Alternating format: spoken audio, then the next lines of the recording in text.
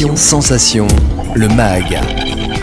Bonjour à tous, bienvenue sur Sensation en association avec TV78. On connaît tous des recettes parfois de grand-mère pour faire une bonne mayonnaise, une délicieuse omelette aux fines herbes ou encore la fameuse sauce bolognaise. Et si vous abandonniez ces recettes trouvées sur internet ou dans le livre de cuisine de votre mère pour mettre à jour les techniques de ces recettes, c'est ce que propose notamment Arthur Lequesne dans son livre Allez vous faire cuire un œuf à la perfection aux éditions Albin Michel. Bonjour Arthur. Bonjour. Alors j'ai pu faire saliver un petit peu nos auditeurs et moi aussi par la même occasion. Vous avez sorti votre livre Allez vous faire cuire un œuf à la perfection le 20 septembre 2023 et avec plusieurs thématiques. Dedans vous proposez des recettes de plats de tous les jours sublimés, des repas bluffants des enfants, les grands classiques cuisinés comme jamais ou encore les légumes avec de la texture et du goût. Arthur, vous n'êtes pas cuisinier de métier et pourtant c'est un véritable livre de cuisine que vous proposez. Ce n'est cependant pas le premier, vous êtes finalement un passionné de gastronomie. Ouais, en fait, j'ai créé une structure qui s'appelle Cuisinologie, qui conseille les groupes de restauration sur les techniques culinaires et sur les avancées scientifiques en techniques culinaires. C'est-à-dire que ce qu'on faisait couramment avant n'a peut-être plus lieu d'être aujourd'hui. Qu'est-ce qui vous a poussé justement à publier ces livres sur des recettes sur la gastronomie ? C'est justement ces méthodes parfois désuées ? En fait, c'est arrivé un peu par hasard au départ. C'est-à-dire qu'un jour, ma femme m'a fait à manger, c'était pas bon. Et j'ai regardé son livre et c'était pas de la faute de ma femme, c'était la faute du livre qui avait un process de réalisation de recettes qui pouvait donner qu'un mauvais résultat. Et moi, je m'intéressais déjà aux travaux scientifiques, dont d'un grand chercheur français qui s'appelle Hervé Thies et d'autres chercheurs américains, et je me suis aperçu qu'on n'expliquait jamais le pourquoi dans les recettes. On donne une suite de process à faire, à suivre, mais on ne sait jamais où on va. Alors on parle souvent que la cuisine, les plats cuisinés, c'est tout un art, c'est finalement de l'art, c'est aussi de la science, la cuisine ? C'est-à-dire que moi je diviserais le côté cuisine en deux parties, c'est-à-dire le côté artistique qui est de choisir quels ingrédients on va mettre les uns avec les autres, quelle texture on va avoir sur certaines choses, dans quelle taille on va couper chacun des ingrédients. Et puis il y a un côté scientifique parce que quand vous faites cuire un steak, il change de couleur, il y a ça peut sentir bon, il y a des créations d'une croûte, etc. Donc ça c'est un changement physique et chimique des aliments. Donc les deux sont liés, mais donc la cuisine c'est pas qu'un art. Voilà. Et en cuisine, il y a parfois des façons de faire cuire une viande, un poisson, à l'étouffer, sauter, griller et j'en passe. Moi, je suis un cuisinier du dimanche, donc j'y connais pas grand-chose. Le premier chapitre de votre livre s'intitule « Ma méthode qui change tout ». Vous expliquez des manières de faire cuire les aliments, mais différemment de ce qu'on a pris l'habitude de faire.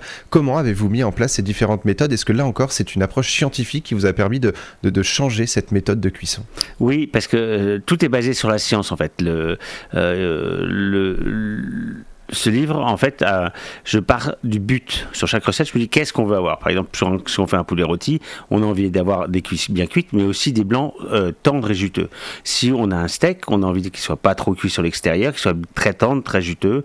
Si on a si on veut cuire bien des haricots verts, on veut qu'il soit quand même croquant, qu'il soit pas tout mou. Donc, en fait, c'est toujours, je pars du but. Qu'est-ce qu'on veut obtenir ? Et une fois qu'on a ce but, on peut réfléchir à comment l'obtenir. Alors vous dites notamment que vous salez longtemps avant la cuisson ou encore pourquoi vous laissez reposer la viande après cuisson. Concrètement, pourquoi partager ces deux méthodes ? Qu'est-ce qu'elles apportent à la cuisson de la viande ? Alors, quand on sale les viandes, contrairement aux idées reçues, quand on sale les viandes longtemps à l'avance, on change la structure des protéines qui sont à l'intérieur de la viande. C'est-à-dire que les protéines ont une structure moléculaire qui est en hélicoïdale, c'est-à-dire que c'est comme un ressort. Quand elle chauffe, ce ressort se resserre et expulse du jus. Quand on sale longtemps à l'avance, le sel a le temps de pénétrer en profondeur et change la structure de ces protéines et elles ne se tordent plus à la chaleur. Donc elles expulsent moins de jus. Donc quand on sale 24 heures avant une viande, elle garde beaucoup plus de jus contrairement à ce qu'on pourrait croire. Et une question à laquelle, selon votre réponse qui pourrait me vexer la prochaine fois que mes proches me le diront, vous expliquez pourquoi il ne faut surtout pas que ça sente bon en cuisine. Qu'est-ce que ça signifie ? Eh bien, en fait, contrairement encore là à une idée reçue, c'est-à-dire qu'on rentre dans une cuisine, ça sent très bon. Si ça sent bon, en fait, ça veut dire que vous avez des molécules qui s'échappent de votre plat de cuisson et qui sont dans l'air et que vous sentez avec votre nez. Si donc vous appauvrissez votre plat, si ces molécules restent dans le plat, vous allez avoir un plat beaucoup plus goûteux.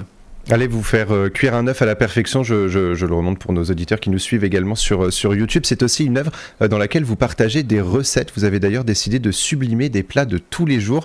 On parle de la mayonnaise, mais aussi d'un filet de merlan meunière, de blanc de poulet poêlé, ou en passant par l'omelette ou le poulet rôti. Ces recettes, comment est-ce qu'elles ont été, on va pas dire inventées, enfin réinventées, mais comment est-ce que vous avez changé la méthode de cuisson de ces plats ? Comme je l'évoquais tout à l'heure, en fait, c'est toujours quel est le but qu'est-ce qu'on veut obtenir, et donc quel est le but et comment y arriver. Voilà, ça se passe comme ça. Donc si je sais que par exemple je veux si je parle de l'œuf au plat, si je veux pas que le dessous de mon jaune soit trop cuit, comment est-ce que je peux faire? Voilà, donc je veux un jaune complètement épaissi mais pas dur. Alors vous catégorisez également des recettes de hyper simples à un peu techniques. Comment est-ce que vous en êtes venu à justement définir une recette hyper simple ou une recette un peu technique ? En fait, ce que j'appelle, pour moi, tout ça est assez simple, mais je sais que pour des gens, ça peut sembler un peu plus difficile, pour certaines. Par exemple, la ratatouille est une recette un peu plus technique parce qu'il faut cuire chacun des légumes de façon différente, à part, et la taille de la découpe est importante parce que ça veut dire que quand vous allez prendre une fourchette de légumes, vous allez avoir de temps en temps un peu plus de poivrons, de temps en temps un peu plus de tomates, donc vous allez exciter vos papilles, donc chaque bouchée sera différente, et là c'est intéressant. Donc là c'est un petit peu plus technique, voilà. Mais après il y a des recettes extrêmement simples. Oui, le faux plat c'est très simple, mais c'est juste, on joue juste sur la température de cuisson. Ces méthodes justement que vous proposez, donc vous les proposez finalement à tout le monde, hein. On achète le livre, on peut refaire ces recettes, etc. Est-ce qu'il y a également quelque chose... je coupe, c'est extrêmement simple, en fait, il n'y a pas d'ingrédients, on rajoute pas d'épices ou quoi que ça, c'est juste un poulet rôti, c'est juste un poulet avec du beurre et de l'huile d'olive, c'est tout, mais en le faisant différemment, on a un résultat extrêmement différent. Alors justement, est-ce qu'il y a quelque chose à faire auprès des restaurateurs ? Est-ce que les restaurateurs pourraient prendre exemple parfois sur ces méthodes de cuisson selon vous ? Alors moi, c'est le 5e livre que j'écris, j'ai des restaurateurs dont certains sont même étoilés, et certains triplement, donc qui se servent de ces techniques parce que ça leur permet de créer des nouveaux plats. Moi, comme j'invente pas de nouveaux plats, j'invente juste des techniques, et eux se servent de ces techniques pour leur créativité à eux. Ce que je vous propose, c'est de prendre 2 recettes de votre livre et de nous expliquer quelle est votre méthode justement qui change tout. On va commencer avec la côte de bœuf. La côte de bœuf, ce qui est très compliqué, c'est que c'est une viande épaisse, et pour que la chaleur arrive jusqu'au centre et arrive à la rendre bleue ou saignante, en général, on surcuit l'extérieur. Donc la technique là, c'est de saler 48 heures avant, parce que c'est une viande très épaisse.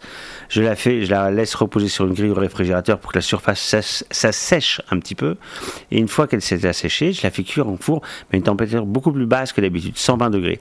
Quand je la fais cuire à 120 degrés, je laisse la chaleur pénétrer en profondeur, qui est la première chose, et ensuite je la fais dorer très rapidement sous le grill du four, parce qu'il a une température déjà bien supérieure à une poêle ou un grill qu'on fait chauffer sur une plaque, et qu'ensuite le grill du four émet des infrarouges qu'on ne voit pas à l'œil nu, mais qui permettent de faire dorer la viande encore plus rapidement. C'est-à-dire que quand je la fais dorer sous le grill du four, il me faut à peu près 45 secondes à 1 minute par face, alors que dans une poêle ou dans un grill, il faut au moins 3 minutes. Et donc là, ce qui va changer, c'est à la fois un peu le goût de la viande, mais aussi la texture de oui, la ça viande. change parce qu'on a une viande qui est beaucoup plus juteuse. Ça n'a rien à voir avec une viande classique. Vous connaissez, si vous ne produisez pas cette façon de faire, vous ne comprendrez pas à quel point la viande peut être juteuse. Et la deuxième recette, c'est la mayonnaise. Vous sublimez la mayonnaise. Comment est-ce que vous la sublimez ? En fait, moi, je la monte au fouet, et quand on la monte au fouet ou au batteur, on n'a pas le même résultat. J'ai d'ailleurs dans le livre les photos de 2 mayonnaises montées de façon différente. Et au fouet, l'important, c'est de ne pas le fouetter en rond, parce que quand vous fouettez en rond, vous créez un courant, et vous allez dans le sens du courant, donc vous battez pas trop la préparation, alors que quand vous fouettez de gauche à droite, vous allez dans le courant et tout de suite après contre-courant, donc là vous êtes 2 fois plus ou 3 fois plus efficace. Et vous ne mettez pas de moutarde dans cette recette ? Il n'y a pas de moutarde dans la mayonnaise. En fait, la mayonnaise, c'est juste du jaune d'œuf et de l'huile. Quand vous rajoutez de la moutarde, ça s'appelle une sauce rémoulade. Ouais, c'est bon aussi, mais c'est plus de la mayonnaise. C'est une erreur que je fais constamment. Ce livre, il est également dédié à votre femme, à vos enfants. C'est des recettes que vous avez testées avec eux, justement ? Ah bah oui, ils en ont bouffé. Ça, je peux vous le dire. Merci beaucoup Arthur Lequesne d'avoir été avec nous sur Sensation. Donc je rappelle que vous êtes l'auteur du livre « Allez vous faire cuire un œuf à la perfection » aux éditions Albin Michel. On y retrouve également des recettes pour bluffer les enfants ou encore des grands classiques cuisinés comme jamais. On peut également suivre votre actualité, il me semble, c'est sur Arthur Lequesne, tout simplement sur Instagram. C'est ça votre page Facebook. Et on peut justement suivre votre actualité et vos prochaines œuvres. Et pour revoir ou réécouter cette émission, rendez-vous sur notre site et notre application Radio Sensation.